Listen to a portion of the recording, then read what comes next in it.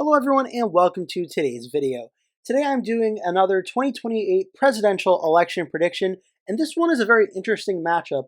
This is Democratic Governor of Michigan, Gretchen Whitmer, taking on Republican Vice President J.D. Vance.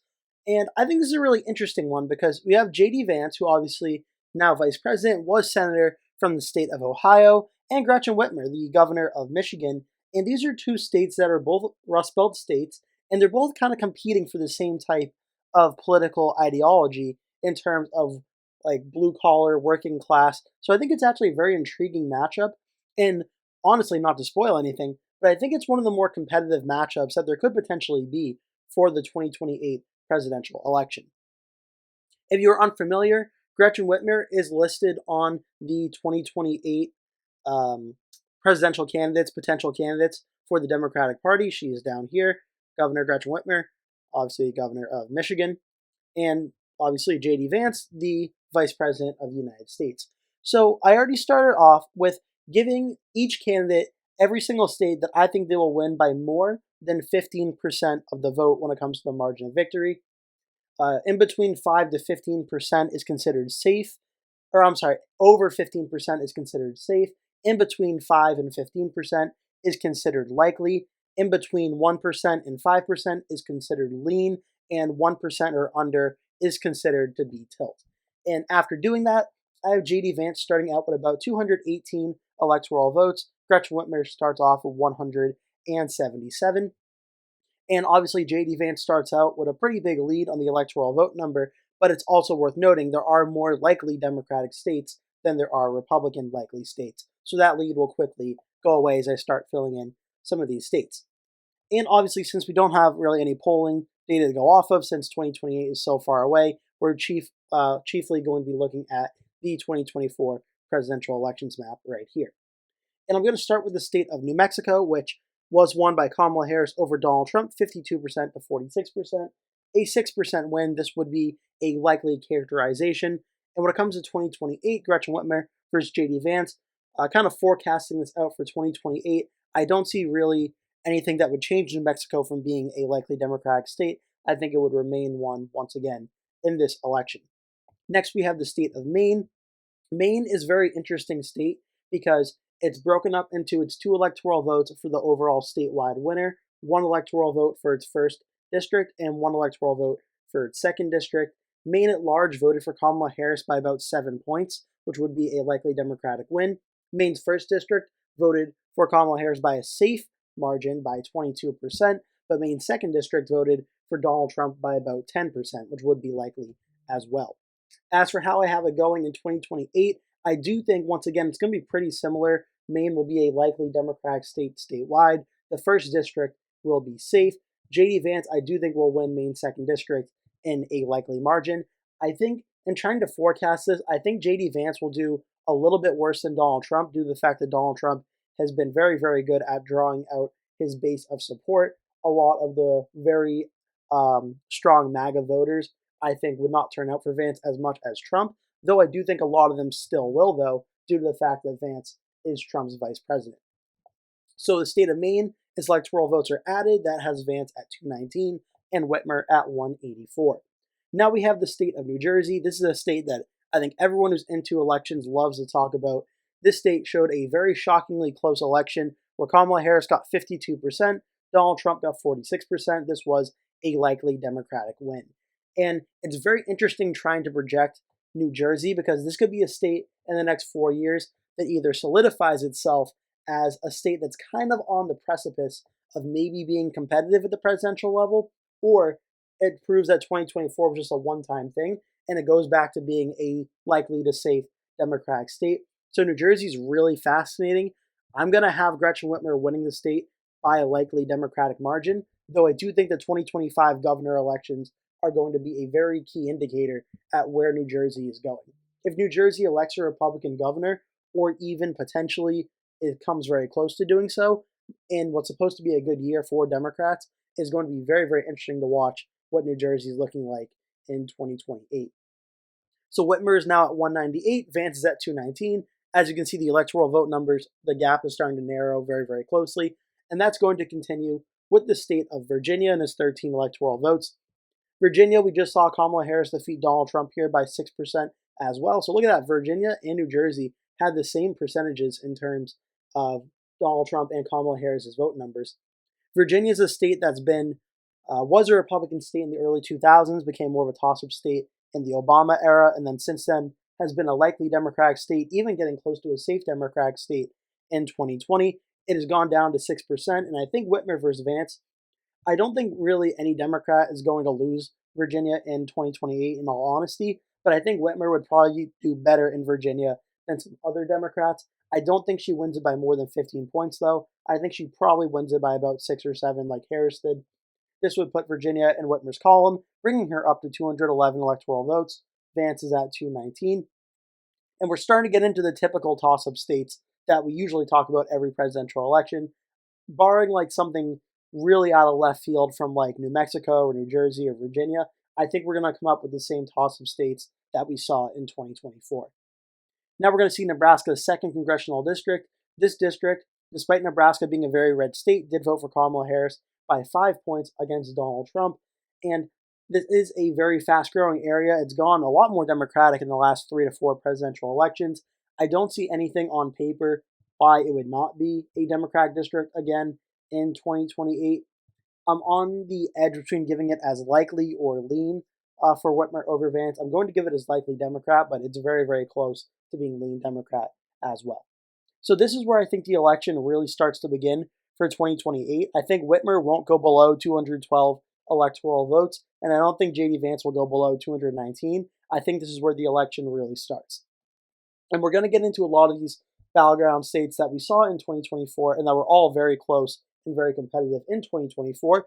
But before we do that, if you've been watching this long, thank you so much for watching. Please remember to give the video a like and hit the subscribe button so you always get notified when I post new videos just like this one, which I'll be doing every single day, at least one video every day for a very long time. So please like and subscribe.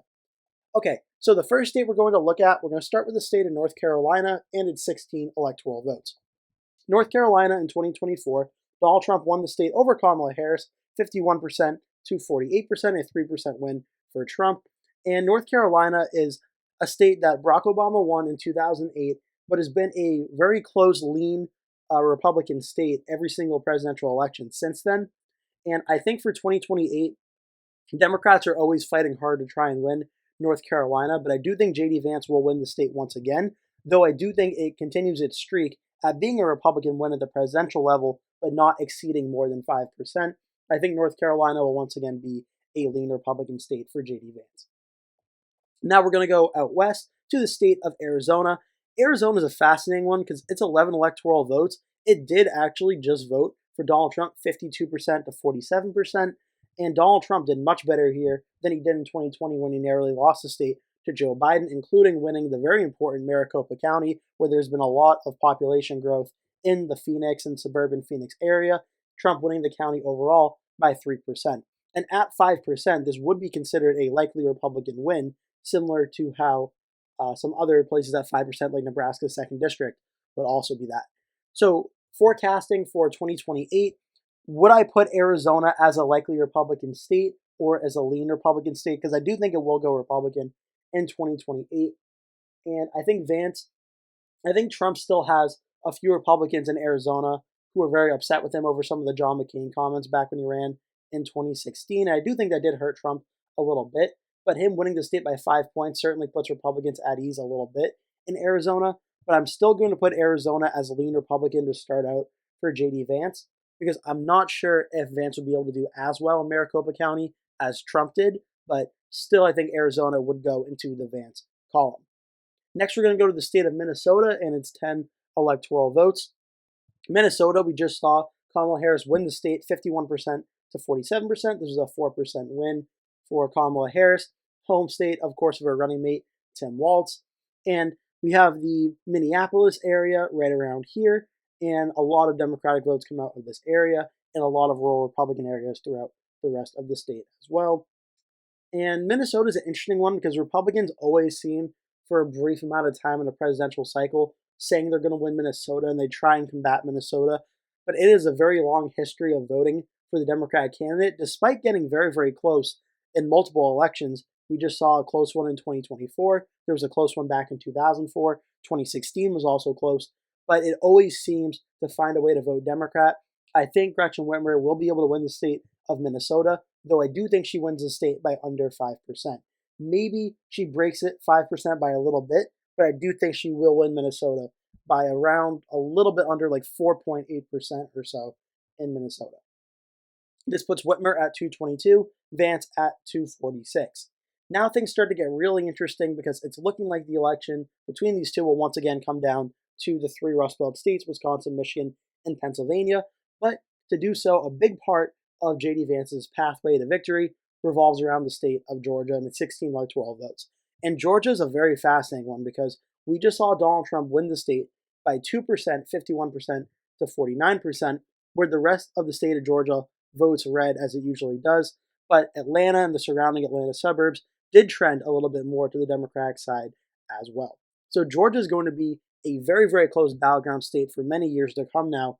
And it's really fascinating because I've seen predictions for 2028 that has Georgia going blue and Georgia going red, which I think is a testament to show how close this state's really going to be.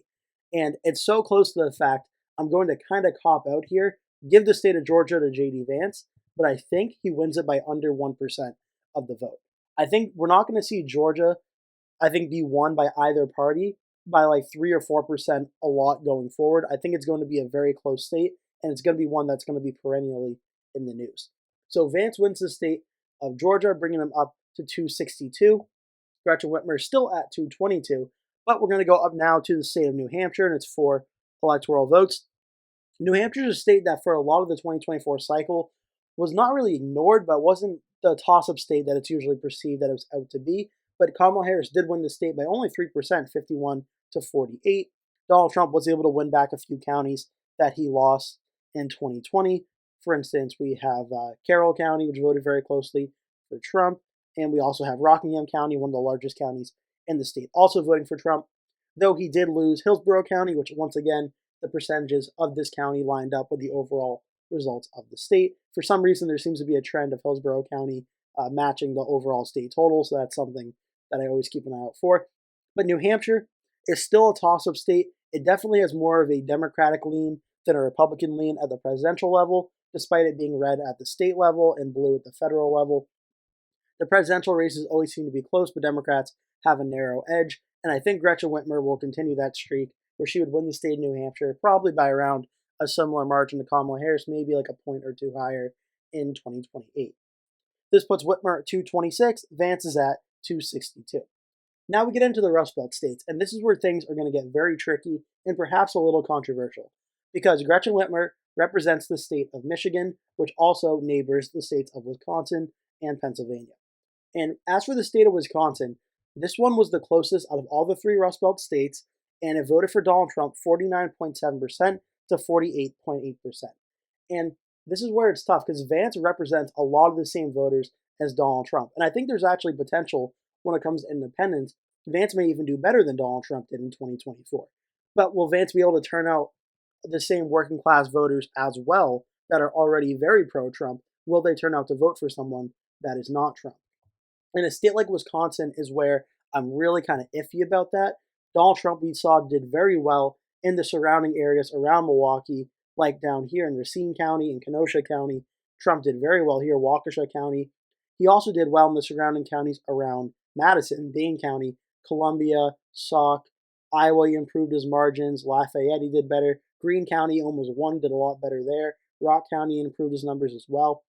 I'm a little bit skeptical as whether or not J.D. Vance can do that as well as Trump did in the state of Wisconsin. Because not only did Trump do very well in Wisconsin in 2024 and win it, but this is the best Trump has done in the state of Wisconsin, and I'm just not sure Vance on top of the ticket will be able to replicate the success, like vote by vote, the same way Trump did.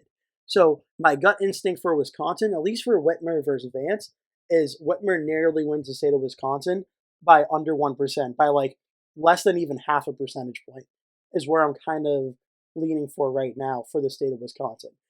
And it's not anything that Vance is doing wrong. It's just I don't think he turns out as many voters in a lot of the rural areas, despite being Trump's VP, as Trump will be. Because I think a lot of Trump's persona brings out a lot of these voters in a way that not another Republican has really been able to do. And 2028 will be the first election where we get to see in the post-Trump era, even though it is this like literally is VP, will Vance be able to turn out the same number of voters that Trump did? Now the state of Michigan, this is one where it actually swung a lot more towards Donald Trump. Trump won the state of Michigan 49.7 to Harris's 48.3, a 1.4% win. We have a lot of suburban areas around Detroit and Wayne County that Trump did very well in as well. And this is, again, a kind of similar situation to Wisconsin. The only difference here is I think Michigan swings a little bit more left than Wisconsin due to the fact that Gretchen Whitmer is the governor of the state. Her last election, she did win, I believe it was something like 7 points or so against Tudor Dixon. So Michigan, I do think there's the potential for a little bit of a bigger swing here. And a lot of other predictions, I have J.D. Vance winning the state of Michigan. But in this one, I do think Gretchen Whitmer wins it to a similar margin as Wisconsin due to the fact that she is governor of the state. And there always seems to be a little bit of an added bonus of having a toss-up state governor or senator representing the state of the presidential race. I do think there's a little bit of a added bonus for Whitmer there. So I think, barring a surprise, the 2028 presidential election, if it is Vance versus Whitmer, would come down to the state of Pennsylvania.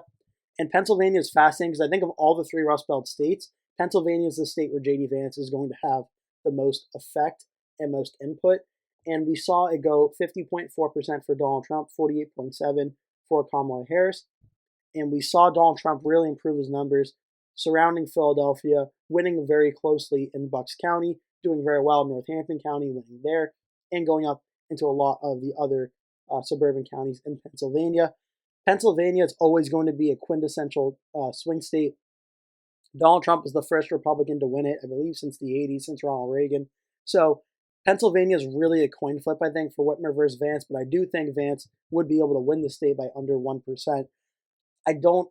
My gut instinct, I could totally be proven wrong 4 years from now, and honestly, I'm kind of anticipating that, but I just think Vance will not turn out the same number of voters that Donald Trump will, and Whitmer, being a governor of a Midwestern state, will help her do better than Kamala Harris did, but I do still think of the 3 Rust Belt states, Pennsylvania is poised to swing the most towards the Republicans of the 3, and I think that'll be just enough to help J.D. Vance win the state of Pennsylvania, likely by under half a percentage point in 2028. And that just leaves one state remaining, the state of Nevada, which we did see vote for Donald Trump. It voted for Donald Trump 51% to 47%. Trump also, despite losing Clark County, did very, very well for a Republican, getting record numbers here. Harris winning Clark County 50% to 48%. I'm leaving Nevada for last here, is I think Trump had a very special ability to do very well in the state of Nevada that not a lot of other Republicans could do, the way he turned out votes in Clark County. As for J.D. Vance, I do still think Nevada stays red in 2028, but I think it is under 1%. I think it does swing a little bit more back to the left because Donald Trump not being on the top of the ticket, Nevada is one of those states where I think J.D. Vance could potentially be hurt a little bit more. It's really interesting because we've never seen J.D. Vance run at a national level. Obviously, outside of being VP, he's never been at the top of the ticket like Donald Trump has been. Trump has been on the top of the ticket 3 times.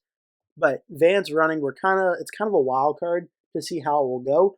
I think he can win a lot of the toss-up states that Trump won. I'm not confident he can win all of them, but at least in this matchup, I don't think he can win all of them. And against certain Democrats, Vance may be able to. A lot of this is contingent, obviously, on the state of the country in 2028, how the Trump administration is viewed, maybe potentially even how the 2026 midterms go. But I think in a Whitmer versus Vance election, I think it'll be very, very close. I do think it'll be decided by a handful of battleground states that all will be decided by under 1% of the vote or right around there. In this one, I do have J.D. Vance narrowly winning, 287 to 251. But I'm fascinated to hear from you. Leave a comment telling me what you think this election prediction would be. I think this one would be very, very close, so I can certainly see this one going either way, but I want to hear from you what you think. I hope you've enjoyed this video. If you have, make sure again to give the video a like and click subscribe so you stay tuned when I post a new video every single day. Make sure to keep coming back. In the meantime, thank you so much for watching. I hope to see you in a future video.